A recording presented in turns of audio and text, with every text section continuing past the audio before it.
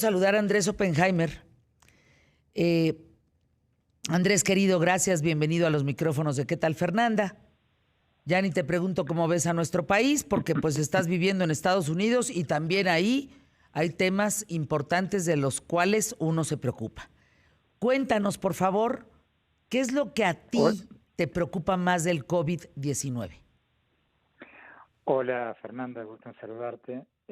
Me preocupan principalmente tres cosas, Fernanda. En primer lugar, me preocupa que todos nosotros, cuando hablo de nosotros, hablo en la prensa, nos estemos concentrando en los casos de COVID-19, de coronavirus en Estados Unidos, en España, en Italia, que son obviamente los países con más casos del mundo en este momento, pero al mismo tiempo estamos obviando o no estamos prestando la suficiente atención al tsunami de casos que se vienen en otras partes del mundo, como en América Latina, en África, en partes de Asia, o sea, en el mundo en desarrollo. ¿Por qué, Fernanda? Porque es muy probable, ojalá que no, pero es muy probable que en muchos países pobres, sobre todo en África, pero también en partes de América Latina, veamos una catástrofe mucho mayor porque hay cientos, miles de millones de personas que viven en lugares abarrotados, no tienen acceso a agua caliente, agua potable, jabón, desinfectantes de manos, ni la posibilidad de recibir paquetes de ayuda financiera como el de 2.3 billones que acaba de aprobar el Congreso de Estados Unidos. Entonces, fíjate estas cifras, Fernanda, que incluí en mi reciente columna de Miami Herald sobre esto. Según un estudio del año pasado de conjunto de la Organización Mundial de la Salud y la UNICEF, hay 3.000 millones de personas en el mundo, o sea, un 40% de la población mundial, que carecen de instalaciones básicas para lavarse las manos. ¿Tres mil Cierro comillas. millones? Un 40% de la población mundial carece de instalaciones básicas para lavarse las manos. Cierro comillas, textual del estudio del año 2019, o sea, el año pasado, estudio conjunto de la OMS y la UNICEF. Lo pueden googlear, lo pueden encontrar en 5 segundos en el Internet. Entonces, Fernanda, si estamos viendo estos casos en los países ricos, imagínate cuando esto llegue a África, imagínate cuando esto llegue a algunas partes del sur de México y de Centroamérica. Y ya lo estamos viendo en algunos datos anecdóticos que tenemos. Fíjate, en Haití, según me dijo una colega del Miami Herald ayer, el gobierno dice que para todo el país, Haití es un país, como tú sabes, el más pobre de América Latina, 11 millones y pico de habitantes, tienen solo 100 respiradores en todo el país. Eso lo dice el gobierno y la cifra real más probable es de unos 50 respiradores para todo el país. ¿Para todo el En país? Para todo el país. En Venezuela, Fernanda, que ya después de Haití está siendo el segundo país o tercer país más pobre de América Latina, pasando de haber sido el más rico, muchos hospitales no tienen ni agua ni jabón. Entonces, una cosa que me preocupa es qué va a pasar cuando esto llegue al mundo en desarrollo, cómo va a llegar. La segunda cosa que me preocupa, Fernanda, después de la vida de la gente, porque la economía se recupera, la vida no se recupera. Pero la segunda cosa que me preocupa es el impacto económico en América Latina y los países de todo el mundo de ingresos medios y bajos. Porque una vez que se termine esto, como se va a terminar, es probable que Estados Unidos se recupere relativamente pronto, porque tiene la capacidad de imprimir dólares, la moneda más requerida del mundo. Entonces, en Estados Unidos probablemente esto más tarde este año se revierta, de alguna manera se empieza a recuperar y la gente en Estados Unidos, como lo hemos comentado otra vez en tu programa, en Europa, en Estados Unidos, en las ciudades con mayores ingresos en México, bueno, la gente que vive en estas partes del mundo va a poder integrarse a esta nueva economía cada vez más automatizada, cada vez más digitalizada, en que cada vez más gente va a trabajar desde su casa por Internet. Pero como lo hemos comentado otras veces, Fernanda, la gente que no tiene una laptop, la gente que no tiene una buena conexión a Internet, la gente que no tiene una educación de calidad en los lugares más rezagados de México o de cualquier otra parte, no van a tener esta posibilidad.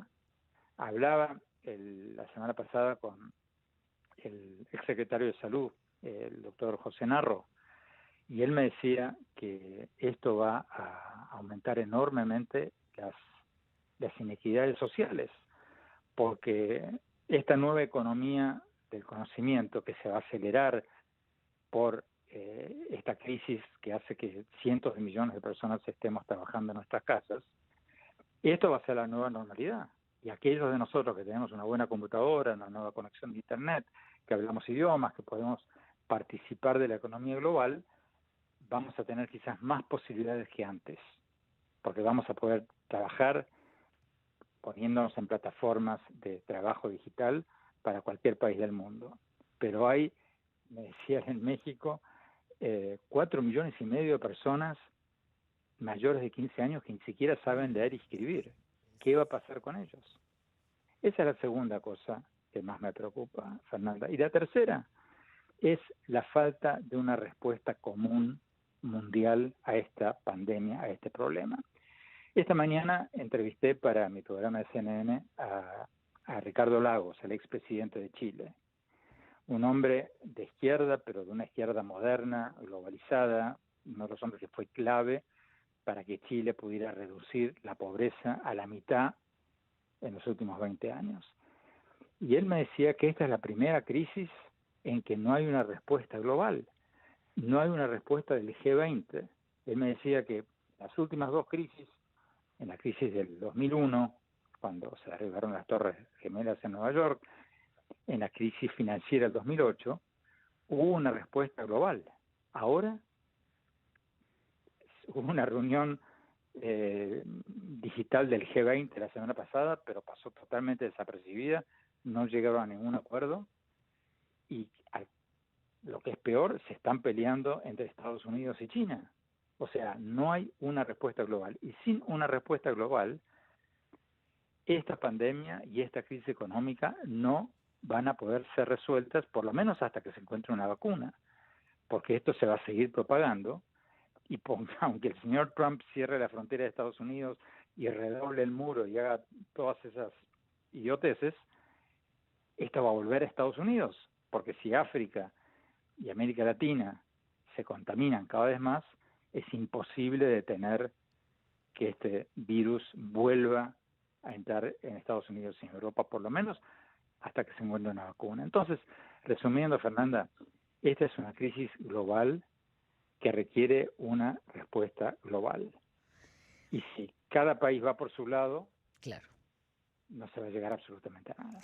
Tengo una duda desde hace días, Andrés, y decía, ¿quién le puedo preguntar? ¿Quién me puede contestar esto que sabe claro? Así, ahorita, Andrés Oppenheimer.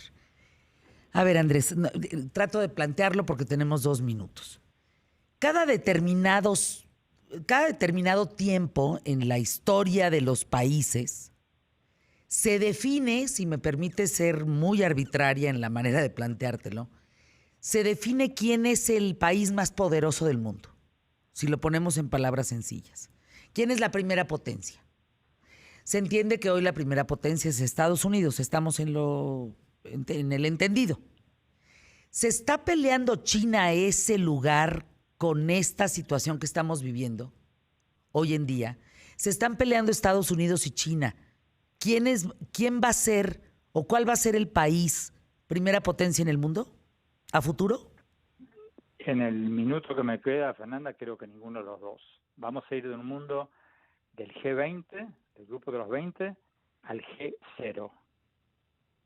Porque cuando se salga a la luz en su integridad cómo China manipuló las cifras y escondió durante los primeros 2 meses la gravedad del tema, y cuando se termine de saber cómo Trump también se quedó dormido 2 meses para evitar que se cayera la bolsa y que recién se puso las pilas cuando se desplomó la bolsa de Wall Street, yo creo que ambos van a quedar muy mal parados. Y fíjate China ahora con la venta de equipos médicos y test que no funcionaban. Europa, España está quedando bastante mal parada, igual que Estados Unidos, por su falta de solidaridad y su falta de su aislacionismo, su nacionalismo populista de Trump.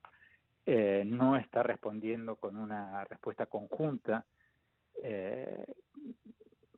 solidaria con otros países como lo ha hecho tantas veces antes en su historia. Entonces yo creo que ambos van a quedar mal parados y que vamos a ir de un mundo del G20 o del G7 si quieres al G0. Es una durísima declaración, durísima. Gracias por estar con nosotros, mi querido Andrés Oppenheimer. Tus datos, por favor, si eres tan amable, es @OppenheimerA. En Twitter, y visítenme mi blog también, por favor. Por favor. andresoppenheimer.com. Ahí tengo todos mis artículos, mis programas de CNN, el primer capítulo de mi libro más reciente, Sálvese quien pueda. Todo eso, que varias de esas cosas las puse gratuitamente ahora para que la gente con esta encerrona pueda entretenerse un poco. Hasta pronto.